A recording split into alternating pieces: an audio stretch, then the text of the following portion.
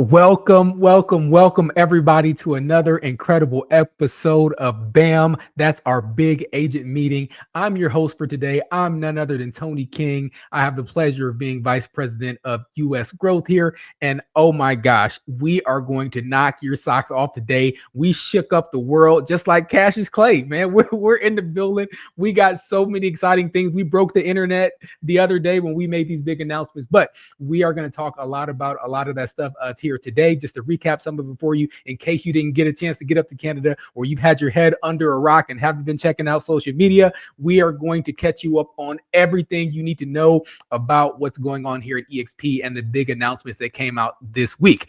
Before we get into that, and first and foremost, I've got my brother Ian Wheatley from KGCI. He is going to be checking in with us, giving us some updates on what's happening on that side of the house. Ian, what you got, brother?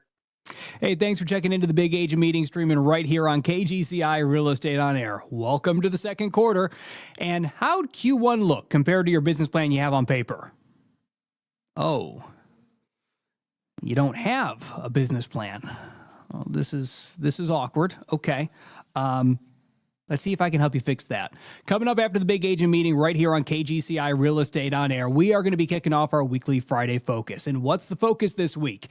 It's all about creating a bulletproof business plan. We will have 6 hours with some of the best real estate coaches on the planet, including Lars Hedenborg, John Kitchens, Gogo Bethke, Stuart Hislop, Jessica Nieto, Julie Nelson, and many others. And if you already have a business plan, you're in an even better position, because everything we're talking about today is all about taking the business from where it's at right now and ramping it up to the next level.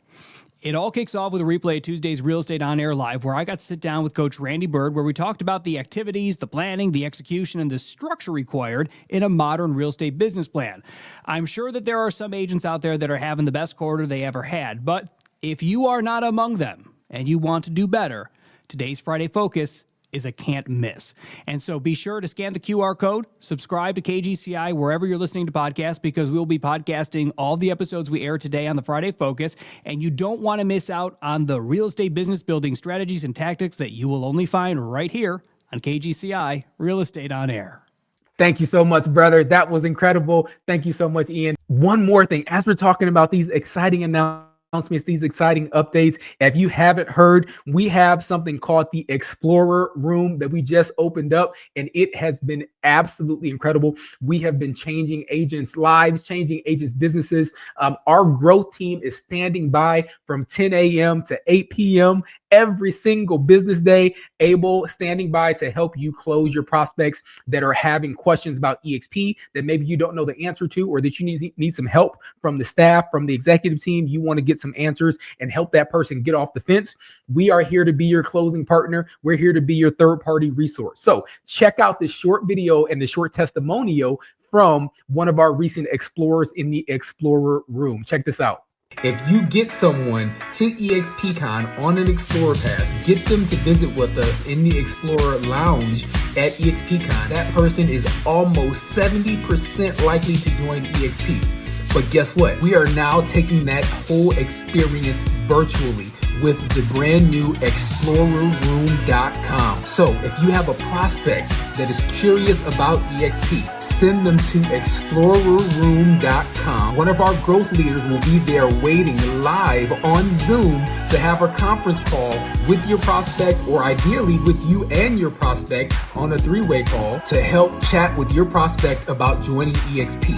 Now, the Explorer Room is going to be open from 10 a.m. to 8 p.m. Eastern Time. And our growth leaders are standing by to chat with your prospects. No waiting, no scheduling, just instant help, instant access to the growth team, instant access to the growth leaders, and instant help for your prospect to make that decision to join eXp. Try it today at explorerroom.com. See you there. I have an Explorer Room success story. So on Monday, Danny Burgess, one of my leaders out of San Francisco, he was like, hey, I've got this, amazing $50 million producer. We've got questions. She needs a cap deferment. I sent him into the Explorer Room. 10 minutes later, so cool. I'm on. Wow. What a cool experience. We got the cap deferred and she's moving over. That's great. I love that.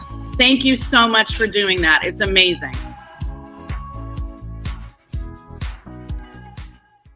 I have none other than the one and only, the incredible, incredulous, the outstanding and amazing Holly Money Mabery. She's got another announcement coming in for us from the broker's operations and our operations team. Holly, what you got?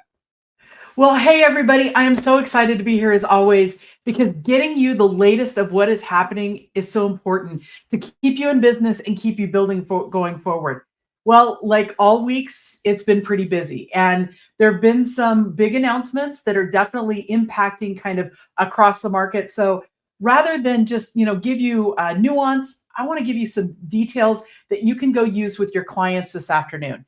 And so getting right into it, tariffs, interest rates, and purchase power. Immediately, we saw the administration announce tariffs across the board. So what does that mean for you and I? Well, we did see reaction to mortgage interest rates, and they dropped a little bit. It's the lowest so far this year, which is positive, but it's probably not going to last very long. Now, this is what's been interesting in looking at the home builders as well as the budget lab out of Yale University. Yale actually came out and said, hey, purchase power is impacted due to the tariffs about another $2,100 per household. Now, the recent tariffs, this is before this week, the ones that were announced back in March, that looked to add about $9,200 on the cost of building each new home. So what does that mean for you and I? Well, a couple of things as we kind of get into the sauce. Mortgage rate relief, Fannie Mae and the mortgage brokers said, yeah, we were already headed that way. And we thought we would see easing just because of some slowing of the economy. Again, the Fed is watching the rates very closely. They didn't make any moves back in March, but they're indicating maybe towards the end of the year. This is what's interesting, though. Buyers are getting a bit more optimistic. They're watching the interest rates very closely. Like our February foot traffic, that was actually up. We saw a few more pendings. We're seeing market increase as far as properties on the market or availability. So with that inventory rise and rate relief, you and I having these conversations with our clients, it's really, really important that we cut through all of the headlines. They're flashy, they grab you, they probably draw some different emotions depending on who you're working with. And so it's really important that you and I stay steady as we go and really look at what's happening locally, but also right in front of us with our clients. This was a trend that I thought was really interesting, and this was just released by the National Association of Realtors. And it's some of the stuff you're already seeing because of the offers that you're writing or the contracts you're negotiating with your sellers. Boomers continue to be the highest group of buyers right now at 42%, and 51% of all buyers right now are coming out of the boomers with cash. That's really interesting when you start to look at our first-time home buyers, our younger millennials. They're making up about 71% of buyers right now, or the first-time home buyers, I should say.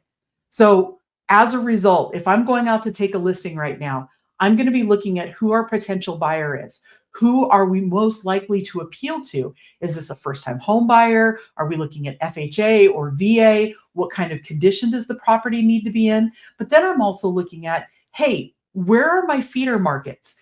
I'm out in Arizona, and I'm always watching where my feeder markets are. I have a lot of pre-retirees, folks that are maybe on that younger boomer trend that are starting to buy their retirement home, and they're really excited about it, and they're paying cash. So that bodes really well. What does that look like? If I've got a seller that I'm taking the listing with this afternoon, I'm talking to them through all of those things and what's going on locally, as well as what we're seeing nationally. And then finally, this is something that I found really interesting, maybe because I'm Gen X, but multi-generational homes is continuing to increase, with Gen X being that sandwich generation. We're taking care of our parents, we're taking care of our kids, and so we're looking for maybe homes that allow for that in-law setup or a casita, or maybe multifamily, as far as maybe I've got my parents on the main level and I've got my kids in the basement and I'm living in the attic. Like all of those types of things as you start to go forward. Why this matters. When you start to work with people, whatever market you're in, look at where they're coming from. Are they staying local? Are they downsizing? Are they upsizing? Getting bigger? Those types of things. Now, the other key and what's going on in our markets that I found really interesting is commercial. And commercial really lends itself to like where we're going in the broader economy. The last few years in commercial have been rough, just to be honest. And so these were some things that really stood out to me. We are starting to see commercial come back. That multifamily, the absorption, I found this interesting looking across these top 10 states or cities with the highest multifamily absorption. Well, guys, these also were some of the top areas that people were migrating to. Dallas, Fort Worth, Austin, Texas, Atlanta, Georgia, Phoenix, Arizona. Those should all sound a little bit familiar as we look at where people were looking to move earlier this year. Now, office properties, they're a little on the negative, but what's interesting is move-outs have dropped over a third. So February looked really good. People are not moving out of office spaces like they were. Hospitality, hotels, that's remaining strong. But retail, very, very interesting because it's the lowest vacancy rate, and we're actually seeing rents increase marginally, 1.9%. But that bodes really well. So when you look at the overall economy, things to be aware of, what's going on in multifamily, because that's going to drive our future homeowners. Where are those new construction of apartment complexes being built? And what's the price range of those apartment complexes? We're seeing a lot in my area that are $1,000, $1,200, $1,500 a month. Now, I know some of you back east are like, wow, that's a steal. Totally get it. But in my market, like, holy cow, that's a lot of money. So when you start to look at who you're working with, I want you to think about how you take care of the client in front of you. I've thrown a lot of national headlines at you. What's important is the client in front of you and focusing on their needs. What I'm finding is some of these clients, they're really nervous. They're maybe scraping together cash. Maybe they're worried about student loans. They've got medical bills, focusing on their needs and what it means. But that also looks at rate shopping. See, with rates dropping down yesterday, that creates a little bit of a frenzy, but how long will it be down? It depends.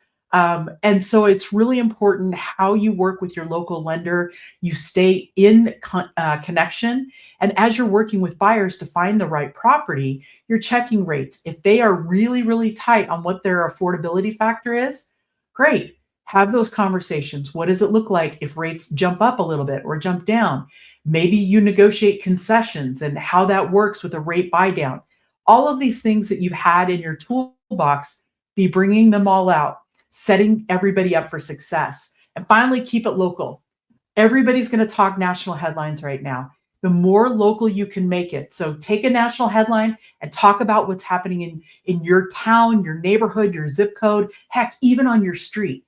That kind of information is going to drive value in how you connect with your clients. And this is what I'll also say. Video is your friend.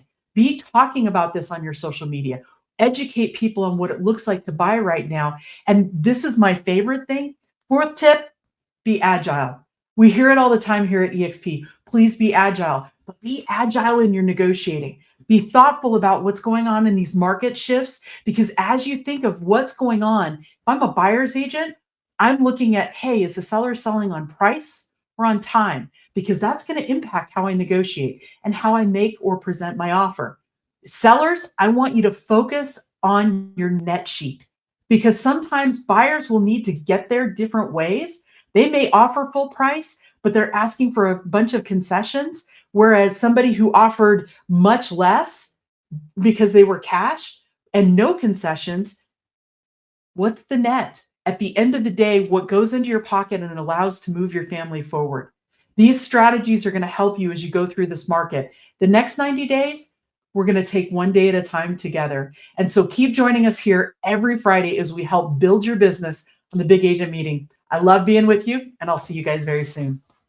Wow. Wow. Thank you so much, Holly. Now, the moment that you've all been waiting for. Can we get a drum roll? Can we get a drum roll? Do we have any like B-roll or anything we could drop in here, or like sound effects? We need a drum roll. This is what the world has been waiting for. Again, if you've had your head under a rock, you haven't heard about this. Everybody else already knows. My phone has been blowing up. My email has been blowing up. Everything has been blowing up all over about this new program that we just rolled out. I have my brother Russ rocking Russ, Laggan, and Kelton Cloverdale. They are going to come and tell us about this new program. Russ, take it away. Good morning and welcome to Big Agent Meeting Update of the Week. You guys get to see me in a little bit of a different role here, rolling out something new. And I've got along with me one of my favorite people at eXp. I never really knew who she was until I got to work with her on this project. And if you don't know Kelton Coverdale, she is an absolute dynamo working in the operations side. She's been an amazing person to work with. Kelton, welcome to Big Agent Meeting. Thank you for having me. You know what? We've got something interesting you and I have been working on. It seems like we've been working on this for a little while. And here's the most amazing part. On Wednesday this week in Montreal, rolled out eXp. Glenn Sanford announced that eXp now will have co-sponsorship at eXp. Isn't that amazing? Amazing. It's one of those things we kind of sit down and we talk about, some other people do other things. And there's so many things in this business that everybody has copied off of eXp. Every once in a while, somebody else does something. We think, you know what? We'd like to put that in our business too. So thank others for giving us the idea to put this into our business also. And we can bring this in. And here's the fun part. Some of the other companies are doing this and they do it where they actually divide revenue share when they do co-sponsorship. And at eXp, it's kind of like co-sponsorship plus, because we don't divide it, we actually multiply it. So instead of people getting paid half or less than half when they do a co-sponsor deal, each person involved, the sponsor and the co-sponsor, get paid full rev share. And that's just like a 2.0 way of doing anything. Always eXp doing things at the next level. What do you think about that one? I'm loving it. I think everyone else is going to love it too. Very good. So let me give you a quick overview of what's going on. So starting April 2nd, which was a couple of days ago in Montreal, we announced co-sponsorship is going to be available at eXp. Here's a couple pieces of information that you need to know. First off, this thing is going live on May 1. So if you're watching this today and you're saying, but Russ, it's not May 1 yet. Well, don't worry, we've got a provision for you guys to be able to actually bring somebody in. Last thing we want to do is hold you back from bringing somebody in if this is a program that would work for them. So let me go over a couple of things that I came up with of uses for this program. So Kelton, check this out. Like if you're doing something and you want to bring somebody into the company, but you're not really good at helping people sell more homes, instead of you trying to struggle through it and figure it out, this is a perfect use for co-sponsorship. You're able to now partner up with somebody that can help that person take their business to the next level. So let me give you an example. We've got Steve right here. Steve would be the sponsee, the person that's not with eXp yet. They've been friends with Marvin for the whole life, right? But Marvin's not really good at teaching, training, coaching people on how to sell houses. So what Marvin says is like, hey, if you need somebody to help you with that, Steve says, well, I would love to do business with Olive because Olive is doing business exactly the way I want to do business. So now in this scenario, you can name Marvin as a sponsor, Olive as co-sponsor, and Steve here gets the benefit of both worlds. So in that one, Steve gets to sell more houses because he's got two people helping him move his business forward. What do you think about that one? I think that's a win for everyone. Simple one way to go, right? The next one up is more attraction, connect, collaboration. So Kelton, let's say you want to do some rev share building in your company. Why not? You're here anyway. You're selling a bunch of houses, but you want to bring that into your business, but you don't really know exactly how to do it, but you know a ton of people. In this scenario, you could set up a scenario where you could actually collaborate with somebody that has a lot of experience doing the recruiting, and you have the ability to say, hey, I'm going to get the people warmed up. I'm going to hand them over to you, Russ. You put them in the bucket, and now we can both win because we can co-sponsor with them. That's another use that I think I love in here. And then the third one here, specialized skills. There are certain people that have certain skills that are really amazing in this business, and you would have the ability to partner with people with certain skills. So Kelton, let's just say you're amazing with social media. Me, I'm okay with it, but you're amazing with it. In that scenario, or in this scenario, you're able to actually partner up with somebody that has specialized skills. You've got people with social media skills, people that are brokerage experts and know how to talk to brokerages, people that have YouTube skills, people that have systems and parts and pieces and processes, which kicks me over to the next one, which is people that have accountability. Like, I'm doing sales, man. Like, I don't have time to chase Kelton around all the time. So if you and I partner, you could actually have a scenario where the one person co-sponsor is better at accountability, bring them into your business. Now you have the ability to work together to make sure Steve is most successful. And of course, the last three are really great. Somebody that has systems that you don't have, you could collaborate with them with systems. If somebody is in a local market. So Kelton, where are you in the world? I'm in Wilmington, North Carolina. Wilmington, North Carolina. You know what? I don't know a whole lot about Wilmington, North Carolina real estate. I could probably figure it out, but I'm not going to be the best person to guide somebody in Wilmington. So if I've got somebody that's in Wilmington, I say, hey, Kelton, I've got somebody in Wilmington. You've got an office in Wilmington. why don't we collaborate with these guys? We'll co-sponsor. You can help take care of their stuff on the ground. You know the local market, and it gets the ability to have Steve the support he needs on a local market. And then, of course, for some of you guys, you just want the freedom. I just want to bring people in, and I want to make sure they're getting taken care of by somebody else. And there's people that love to do that nurture, and there's people like to do that front end, and then let somebody else do that nurture. So co-sponsor now has the ability to have a whole bunch of different scenarios where you, as you go out, if you don't have the whole skill set to be able to take care of everything, you can now collaborate with other people across the board. What do you think about that? And it's incredibly dynamic. And I think that we're going to see a lot of good stuff come out of this. And there's lots of ways to leverage we haven't even imagined yet. So I'm excited to see how this thing grows. Absolutely fantastic. So Kelton, one of the things that we've been working on is making sure we're dotting all the I's and crossing all the T's. So with that said, we have put together an eXp toolkit for co-sponsorship. So with the eXp co-sponsor toolkit, we have the ability to, number one, know when is this thing starting, right? First off, when is this thing starting? Starts on May 1. And then as we go into here, Kelton, check this out, co-sponsorship explained. We've got 2 different videos in here. One is kind of a line drawing version that gives you a simple overview of what the co-sponsor program is in detail. And the second one, you may recognize the guy on the right there. I end up doodling on this whiteboard quite a bit. That is a video of me talking through all the details on where things go and who gets what within the program. Of course, if you scroll down, you get the program benefits. It tells people what's going on in the program, how you can implement this program, and then, of course, who's eligible for this program. The next thing you need to know right here is a quick overview of the co-sponsored program. We have an FAQ, and then, of course, general questions that go along with that. And that's a quick speed overview of the eXp toolkit. And let's go for the address of that, toolkit.com/co-sponsor. Again, that's toolkit.com/co-sponsor, and that will get you access to the toolkit and give you information at your fingertips, all the details, including the FAQs telling you what's going on in the toolkit. Russ, So, I'm gonna the eXp toolkit. We got to get eXp in the front there. oh, Can we there, add that okay. on? Yeah. There you go. All right, cool. That'll help you get there. eXp. Okay, so there you go. eXptoolkit.com/co-sponsor. eXp toolkit. Good. Perfect. That works out brilliantly. So, man, there's some other questions going on around here. So what are some of the things that you're hearing that we need to make sure we work through? Oh, some good little details. So I think you've already mentioned the time frame. We nearly have a full month until launch. That this is going to be your centralized resource. That toolkit, I can't emphasize enough how valuable that space will be. And those videos in particular, we know RevShare can be difficult to explain. I think that we have a really great couple resources there, making sure people understand fully what this is, what options there are, and what options there aren't, and how this whole sharing system works. So I highly encourage viewing of those videos. And then we've got all the questions that we could possibly think of and answers to provide to you. And this is going to be kind of our placeholder to bridge the gap between now and when we actually get this thing active. So you'll see a few changes by the time we get to May 1st about the actual instructions of what you do, when you sign up, where you sign up, etc.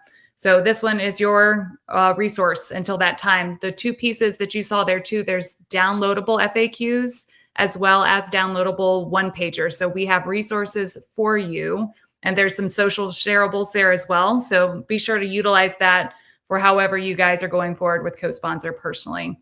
All right, perfect. So back period, Russ, what do you think about that? Yeah, so the next questions can come up. It's like, well, wait a minute, but Kelton, I brought somebody in last week, and if I had known this, can I do co-sponsor with them now too? Because now I got to fight with somebody because they were going to choose between the 2 of us, and the other person's mad at me. Could we name them co-sponsor?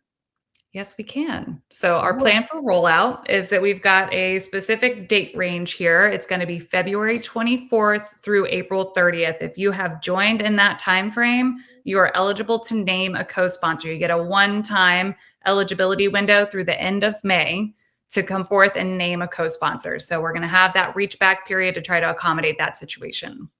And if somebody says, oh my gosh, how do I do that? What do we do with that? How do we name them? So we've got we've got a couple different systems. We have a waiting period. No, we don't. We're live now. But as we're bringing them in, there's going to be access to the form. You first have to get through the join application. You need to make sure all parties are informed. So that's a really important key of these relationships. Everyone should understand who's naming who and have that nice solid plan going in for all the features that Russ has mentioned here. The form is going to be available to name that co-sponsor. It'll check that you are not in the 7 levels above the sponsee. So that's key. If you are, it's going to create a double payment situation. So kind of look for that. If there's a chance you're going to get double paid, the system's not going to allow that connection to happen. That's key to making this sustainable and scalable into the future to keep that healthy model. So that's going to check for those parameters, and then it's going to push you through and you will be paired and notified.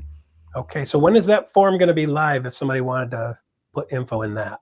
May 1st. So Okay. Everything goes live May 1st. Got it. And if it's before May 1st, we've got a provision for that. You can send an email to exceptions@exprealty.net, and you can name the sponsor, the co-sponsor, and the sponsee, and make sure you CC everybody on that email so everybody knows what's going on, and send it in there before May 1, and we will hold a spot for you. So that person that's coming in now and you're saying, Kelton, I need to bring this person in now. I don't want to make them wait 30 days because they got to do a listing on Monday. Then what you're going to do is you're going to have them join, name the sponsor just like they would normally, and then email into the exceptions@exprealty.net, naming the sponsor, co-sponsor, and sponsee, and then we will hold a slot. And after May 1, they will start over the next week or two after May 1, they'll be inputting those and getting them legit. So you can reserve a spot for somebody now.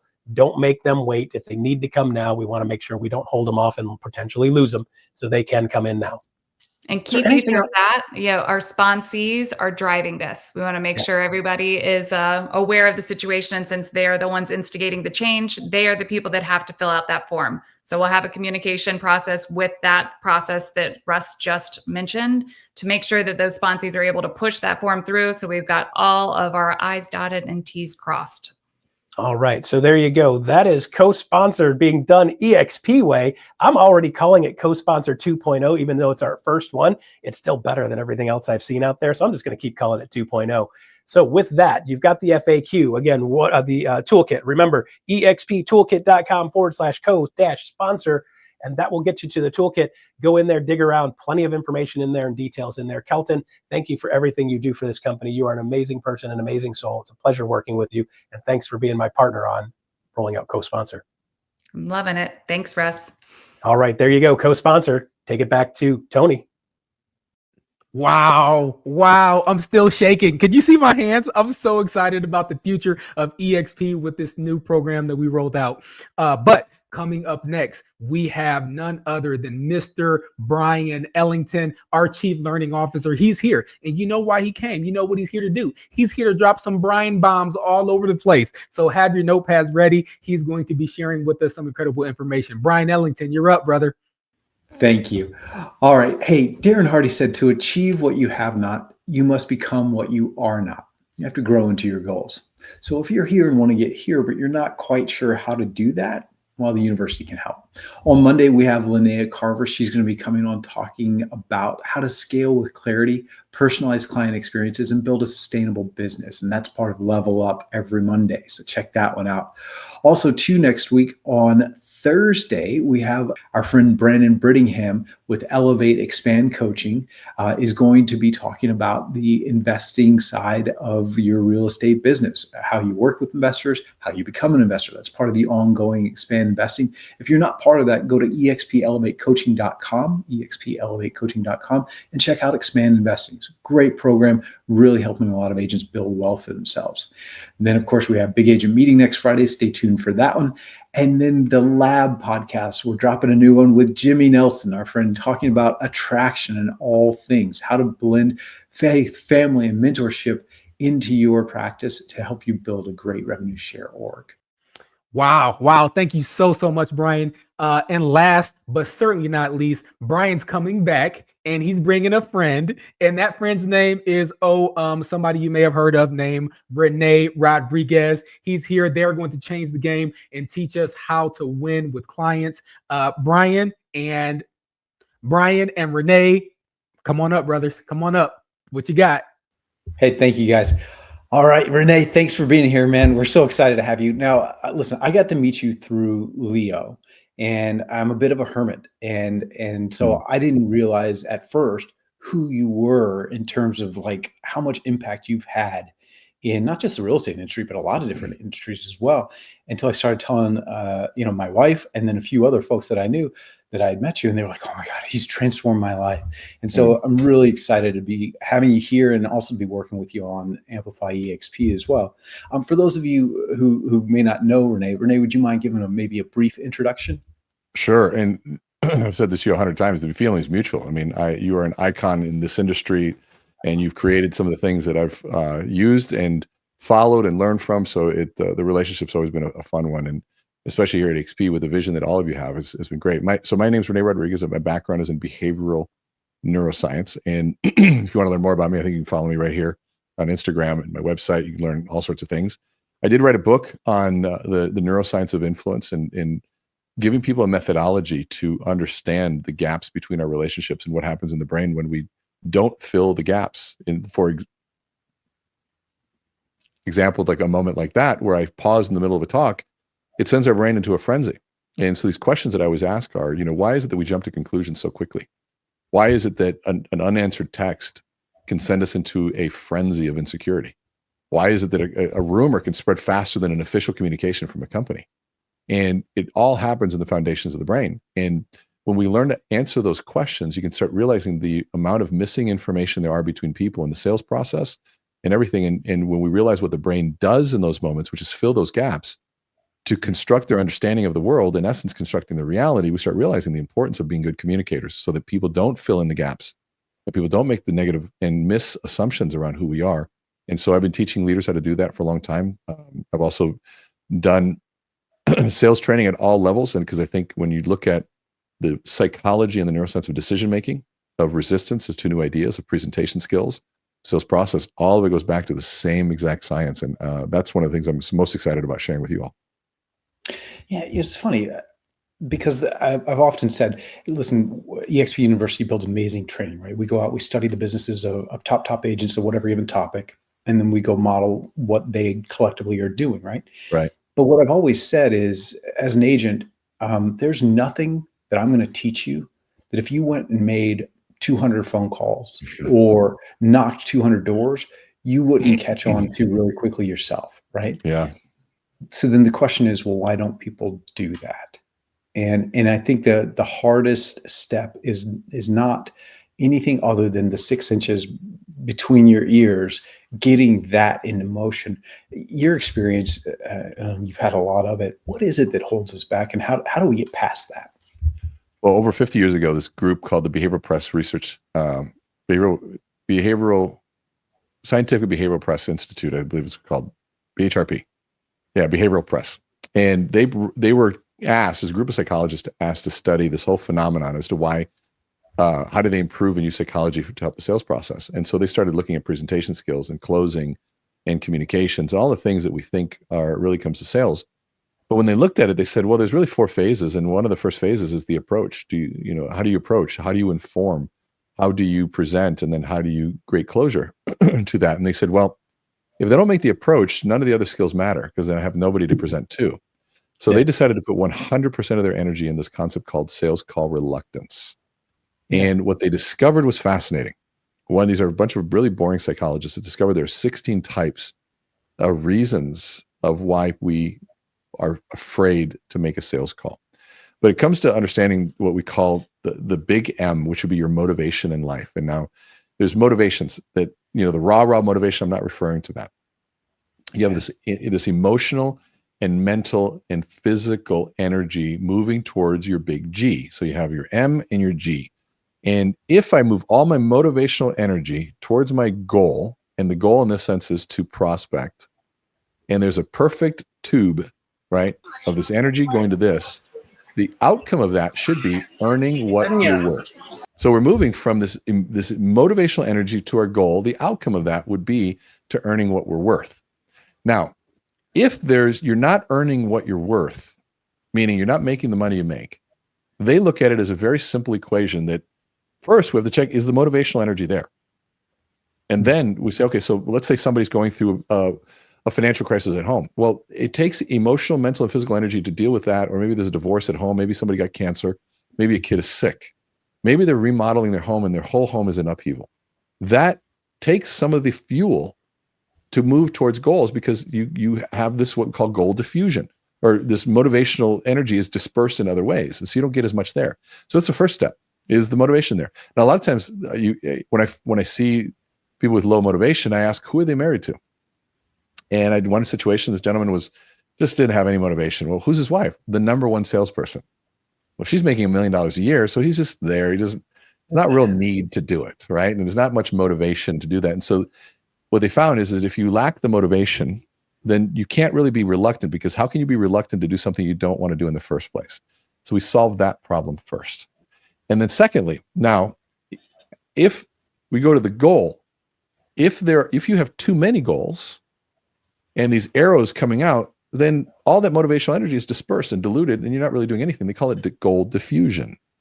And so here I'm motivated, but I'm doing 20 different things. Well, then those 20 different things aren't getting the energy they deserve.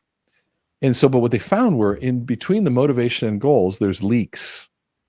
And, the example I give, if we were to be in a race and we were to have a glass of water the same size, and I give you a straw and me a straw, but then I take your straw and I go like this and I pound it on the table and I create that little line. We've all been there. We try to open it up and it creates that slit, and we're trying to consume the water, but we're also consuming air, and you're only consuming about 30% of the water because the rest of it's just air.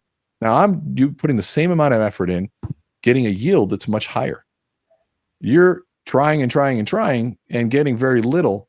I'm trying and very normal and getting 3-4 times the amount that you are. Now, what's frustrating is a lot of times you watch people that are working really hard, not achieving many results. And while somebody else seems like they're on autopilot, just generating all this stuff. Well, what's happening is they have less leaks in the straw. And so some of those leaks are things like telephobia. They think the phone weighs 300 pounds, or they think the phone looks like a gun. They're going to put that phone to my head. Why would I shoot myself in the head? But there's a lot of fear around that phone selling.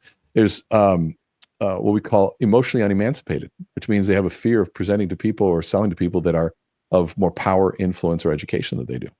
Some people have referral aversion, right? Where they go, I don't want to ruin an existing relationship by asking for more business. Some people have what we call friend shield, where they put a shield around their friends. They don't sell their friends. Well, if I have friend shield, but I have no yielder, which would be, I don't want to be perceived as pushy or modest, I might approach you and I could build a great relationship and I close you, but then we become friends. Now I won't ever sell you again because I put it in shield around you. So there's 16 different types, but those are the real scientific reasons behind those. That's amazing. And there's so much there to unpack. I want to go back to the motivation thing. James Clear in Atomic Habits, he talked about the habit formation cycle, right? Craving, response, reward, right? That's how habits are formed. And what I've found is habits in real estate, the reward doesn't come for 100 days at least. Meaning if I've met a ready, willing, and able seller or buyer today, probably not going to close for 100 days unless it's a cash buyer, but for the most part, that's rare, right? And so when we are trying to form the habit of prospecting, lead generating, whatever, and that reward's not coming today when I'm doing those calls, there's a huge disconnect there. And that's one of the challenges. You talked about motivation. You ask most real estate agents, why are you doing this? And they'll if you press hard enough, they'll give you a great answer. Loved ones, kiddos, all those great touchy-feely kind of emotional things. And yet connecting that to the daily habits of success as a motivation.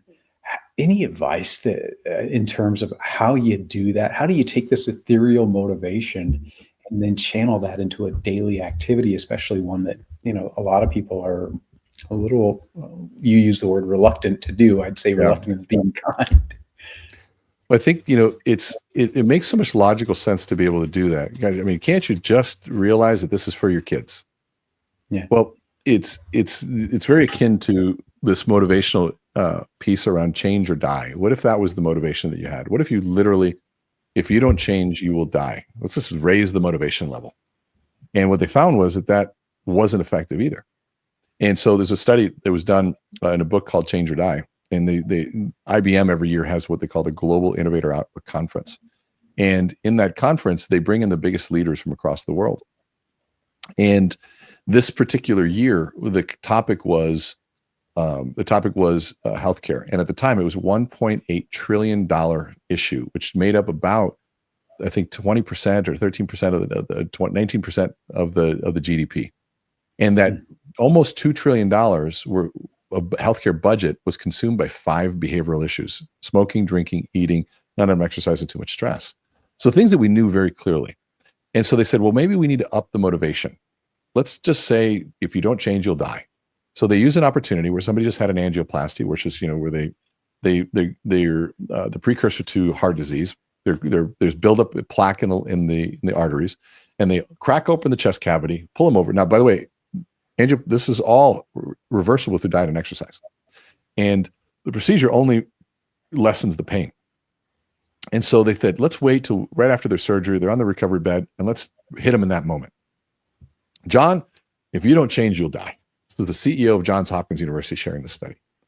And what they found is that of that, 9 out of 10 were back within 2 years for a second procedure.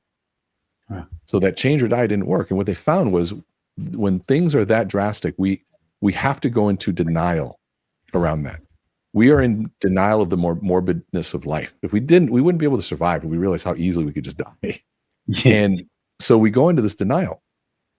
And it felt so disconnected. That proximity of that consequence was so far removed, right? It's like somebody who smokes, they know they're not supposed to smoke, but they're going to smoke anyway. We know we're not supposed to eat, cheeseburgers and fries, but yet that fry is not going to kill us because the consequence is so far removed.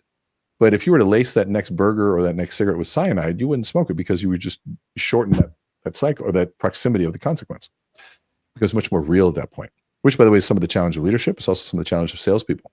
It's easy to say, oh, I don't need to invest right now, but I regret that in 20 years. I don't need to buy now. I want to wait the market out. Well, you probably regret that in 5 years when the prices are way more expensive. So we can learn to bridge that and shorten that proximity of consequence. But the University of Omaha, this guy by the name of Dr. Dean Ornish, saw this study and said, there's a better way. And there's a spiritual, psychological, emotional, all these other components that go involved. And they took the same patients, the same kind of procedure. And instead of saying you're going to change or die, they walked in, the daughter would walk in with the grandchildren and saying, Dad, you really scared us. Dad would respond saying, honey, I love you. I'm strong. I'm going to be just fine. Well, Dad, you remember when I got married? Of course, honey, it was one of the greatest days of my life. Well, I remember how nervous I was, Dad. And I remember wasn't sure if I was doing the right thing. And then I looked over and I saw you and you winked at me and you smiled. And in that moment, I knew everything was okay. Wow, honey, gosh, you're going to make me cry because you know that I love you. Well, Dad, I'm not sharing that to make you cry. I'm sharing that because if you don't change how you eat and exercise, you're not going to see your grandchildren get married. And that study produced that 70% were not back after 3 years because it was much deeper connection around the fear of loss of something valuable. And that was the key. And so I think when it comes to motivation, it comes to us being able to change our behaviors, we do have to self-reflect and we have to look about what will I lose? What valuable things will I lose if I don't do this? And unfortunately, too many of us wait for that to be face in front of us. The divorce about to happen on our deathbed. The conversations that could have been avoided because we've been procrastinating those difficult looks inside before it's too late to realize the changes we need to make. So there's a lot of different approaches to this one, but we have to be able to figure out what is it that's important to us and what was the fear of that loss? What would that look like? Yeah. Yeah. You talked about too, the I forget what you called it, but the friend bubble, that I don't want to annoy the people, the friend shield. And I can tell you, man, I've done trainings where we do live calling in the training, right? Always follow the do not call TCPA rules, please. It's not paranoia if they're out to get you, and they really are out to get you. But I've had it happen multiple times where people literally start breaking down crying. And I go talk to them, what's wrong? Well, I can't do this. I can't call my friends. I'm just going to annoy them. They're going to think I'm sleazy and blah, blah, blah. How do you overcome that? How do you get people to reframe their thinking around that friend shield? Well, what you're talking about is actually role rejection. And that's another type of so-called reluctance where we have a shame about being associated to the self-promotional world. And so role rejection is one of the most difficult ones. The most expensive is yield, or somebody who's want to be seen as pushy or modest. But role rejection is a tough one because we don't see ourselves. So we change our title. So I'm not a salesperson. I'm a real estate professional. I'm a real estate consultant, right? And we're not in sales. And so they disassociate themselves to all the behaviors that do that. And if a salesperson had certain requirements, a job description, and you don't want to associate to that salesperson role, then you won't associate to the requirements either. And so we have to shift that. And every good salesperson has a story of transformation, that moment where they realized that they were and they found pride in it. I'll give you an example. One of my good friends, Scott Hardy, who was one of the greatest salespeople I've ever met. And he was a financial advisor for 24 years. And he was coming home one day with his friends. He went over to dinner at his friend's house, and his father had just been diagnosed with this illness that was going to be very, very difficult. Now, Scott sold long-term healthcare insurance, and they were trying to figure out at the table what they were going to do. And he goes, the moment that conversation came up, he goes, Scott said, my heart sunk to the floor because I knew exactly what was going to happen next. And sure enough, the family, the friend goes, wait, guys, mom, dad, Scott sells an insurance that covers this. Like, we have a solution. Scott, tell him what you do. And of course, like a record scratching, the father looks at Scott and says, Scott, what do you got? And he had to tell him the most difficult truth, which was, I can't help you because the policy would have had to have been in place prior to diagnosis. He goes, that wasn't even the hard part. The hard part was what the father said next. And he looked at him and he said, so were you waiting for something like this to happen before you told me about it? And it was like a gut punch to the soul, saying, who am I to not believe in my product enough to tell the people that I care about most that I could have actually been there? I was so concerned with being seen as pushy or immodest and worried about who I was that I missed the opportunity to actually help somebody. And isn't that why I sell this anyways, to help people? Yeah. And it was in that moment that he made a decision, said, if I don't believe in my product enough to tell my closest ones and to sell them on this, then I'm in the wrong business. And so what that means to an agent is, an agent, we know that the American dream has always been home ownership.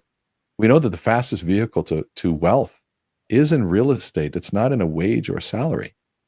And if you know that a homeowner has an average net worth of $393,000 compared to the net worth of a renter of being just $10,000, there's a 44-time increase in doing that. Then we have an obligation to share this with as many people as possible to help them get into the game of net worth. And so those reframing moments, so we realize why it is that we do what we do and get ourselves to be proud and maybe give this profession a new name based on the integrity and the ethics by which we approach it. That's the opportunity, but we have to be able to buy into who we are and embrace it, for sure. Yeah, very well said. Very well said. What's interesting is you look at the stats of our industry and they tell you everything you need to know. 75% fail out in the first 2 years. Some say 71, some say 80. Let's just all agree it's somewhere in that range. Fail out in the first 2 years. Why? Because they weren't professionals. They weren't committed. Yeah. That's one thing, right? So the people that you're not interacting with, you're more than likely pushing them into the arms of those agents who are not going to be there for them. The other thing too is you give a crap about them. Take stock of that. You give a crap about them. Those other agents don't, which means you may not be the best agent in your market yet, but you are somebody who cares. And somebody who cares, I will put money on any day of the week versus somebody who's just there for the paycheck. Yes. Right? And it's interesting too. So I talk to agents a lot about theory of mind, orders of intentionality, where, I know what I'm thinking. That's the first order of intentionality. I think you think this. That's a second order. I think you think, I think this. That's a third order. Most of us as human beings can track up to about 5 or 6 orders of intentionality scaling up, right? And I ask the question, which one of these can we get wrong? And the answer is all of them, including number one, what I think I'm thinking, right? That's why psychologists and psychologists get so much money. But what's interesting is you couple that with this idea of the negativity bias, which we as humans tend to focus more on negative than on positives. And so we not only are making assumptions about what other people are thinking, but then those assumptions tend to be more negative in nature. And I wish I had some, great psychology degree or study neuroscience as much as you do to learn how to turn that off, reframe it. Any advice for us about how to turn off the negative voices inside our heads when it comes to assuming what other people are going to think about us ahead of time? Well, I think what you're doing is right. We have to educate ourselves why we think that way in the first place. It's not because we're negative people. It's because it's a survival mechanism. And those who tend to think more negatively tend to survive. If you are walking in the woods and you hear a branch break and you get curious, go, what little critter could that be? The chances of you dying go higher. It's just higher. And so there's a survival rate that's higher to those that tend to assume the negative when there's a space of information. And that's what we were talking about. When I don't know the information, it is safer for me to assume the negative, to be prepared for that, versus to always assume the positive. Now, even optimists have negativity bias, by the way. So this isn't about being an optimist or a pessimist. This is much deeper than that. And so when, a lot of times we fear the unknown than the uncomfortable truth. Some people would rather be in the uncomfortable truth of being broke than engage in the unknown of what happens if I pick up the phone call. And the reason that's the case is because the unknown leaves this massive gap to fill with that assumption. And so then we got to ask ourselves, what are we filling these gaps of these unknowns with, and what sources do we have? And I was working with somebody yesterday, and he was talking about that right now, about 99.999%, and this is research-based, of the way we understand and interpret the world is it's driven by an unconscious and other than conscious process. And we have about 40 to 60,000, some places say 70,000 thoughts a day.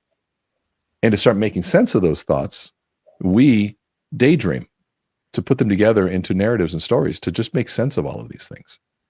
And so if we have all of these thoughts and we look at the visual piece, about 85% of our visual understanding of all the sensory input, 85% comes through our eyes. To create those thoughts that then become the narratives that construct the reality that drive the unconscious processes. Well, then what his case was is saying, well, maybe we need to surround ourselves with things that are driving those unconscious processes. What podcasts are you consuming? Who do you spend your time with? What is in your visual field? Like he pointed out in my office, he goes, there's nothing in here that tells you where you're going, Renee. This is all execution. You have camera equipment and whiteboards and everything, but where are you headed? Where's your vision? I'm like, wow, what a concept. And so I'm going to be reorganizing my office to have the visual stimulus that's constantly reminding me where I'm going. And as much as I love tech is out of sight, out of mind. There's nothing better than putting a sheet of paper on the wall that says you're broke.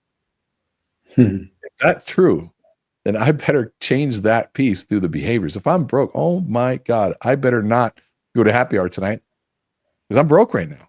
Jim Rohn, you say, affirm the truth. If you're broke saying that you're rich, you're delusional. And if you say, well, affirmations, I'm rich and I'm wonderful. That's not what an affirmation is. That's delusion. Affirmation is I engage in the activities that drive more results and opportunities. I make 100 phone calls a day. Those are action-based affirmations that drive the behaviors that lead to the results that we want. And the more you surround yourself around that, you're training your reticular activating system, which determines your attention and focus, to start seeing opportunity versus start seeing the lack thereof. Yeah. And so lots that you can do there. Yeah. Reminds me of the Covey model of be, do, have, right? Not have, do, be. So Renee, I've taken this conversation way fast, way high level. But you're going to be doing, actually, I don't know how we convinced you. I think maybe Leo's charming or maybe I might have a little bit, but we got you to do a session coming up April 8th. It's going to be at 1 p.m. Central, Amplify Your Sales. I want to give everybody a sense of what they're going to get from that call. Yeah. So my background is in behavioral neuroscience, but I also have a strong sales background and do a lot of sales training. And this is around how do we look at the neuroscience behind modern selling in this modern world? How do we take the fundamental pieces and modernize them so in an approach that we can actually engage in helping more people achieve that dream of home ownership and the wealth they deserve to have? And so we're going to be going through some basic fundamentals and then putting some cool innovations on top of that make it more fun and exciting. It's going to be intriguing. And I promise you'll get a different view of what selling is. One that comes from an ethical perspective that truly does help people in a way that doesn't mean you have to be pushy. Maybe care enough to be unreasonable, but not pushy.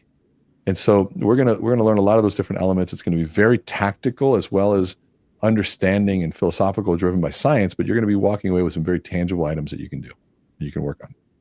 Yeah, so that's April 8th at 1 p.m. Central. Amplify Your Sales. and we'll get the registration link for you guys here. Also, too, if you can't wait till then, and you shouldn't, go check out Amplify eXp. So Renee was kind enough to do a program with us. He normally does his Amplify mentorship program, which is 2 calls per month.